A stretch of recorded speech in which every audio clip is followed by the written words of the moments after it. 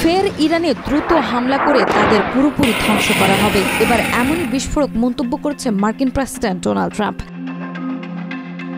পারমাণবিক কর্মসূচি বেসামরিক উদ্দেশ্যে চালিয়ে যাওয়ার ঘোষণা দেওয়ার পর ইরানকে কঠোর হুঁশিয়ারি দিয়েছে মার্কিন প্রেসিডেন্ট ডোনাল্ড ট্রাম্প। 28 জুলাই স্কটল্যান্ডে যুক্তরাজ্যের প্রধানমন্ত্রী কেয়ার স্টারমারের সঙ্গে এক সংবাদ সম্মেলন শেষে ট্রাম্প এই হুমকি দেন। এ সময় তিনি বলেন, ইরান খুব খারাপ সংকেত দিচ্ছে, এটা তাদের করা উচিত না। আমরা তাদের পারমাণবিক সক্ষমতা ইতিমধ্যে ধ্বংস করে দিয়েছি, কিন্তু যদি তারা আবারও শুরু করে তাহলে এবার এমনভাবে ধ্বংস করব যে তারা আর আঙুল তুলেও দেখতে পারবে না। আমরা সেটা আনন্দের সাথেই করব এবং প্রকাশ্যেই করব।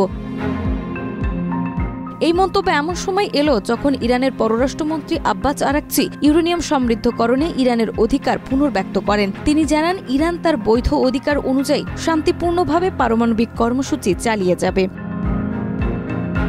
এর আগে মাত্র কয়েক সপ্তাহ আগেই ইরানের 3টি পারমাণবিক স্থাপনায় সামরিক হামলা চালিয়েছিল যুক্তরাষ্ট্র। আর সেই ঘটনার রেশ কাটতে না কাটতেই আবারও এমন সরাসরি হুমকি দিয়েছে মার্কিন প্রেসিডেন্ট। বিশ্লেষকদের মতে, ইউরোপের কূটনৈতিক প্রচেষ্টা শুরুর আগেই ট্রাম্পের এমন কড়া বার্তা মধ্যপ্রাচ্যে উত্তেজনা আরও বাড়িয়ে তুলেছে, যার পরিণাম ভয়াবহ হতে পারে। নাজমা, মাই টিভি।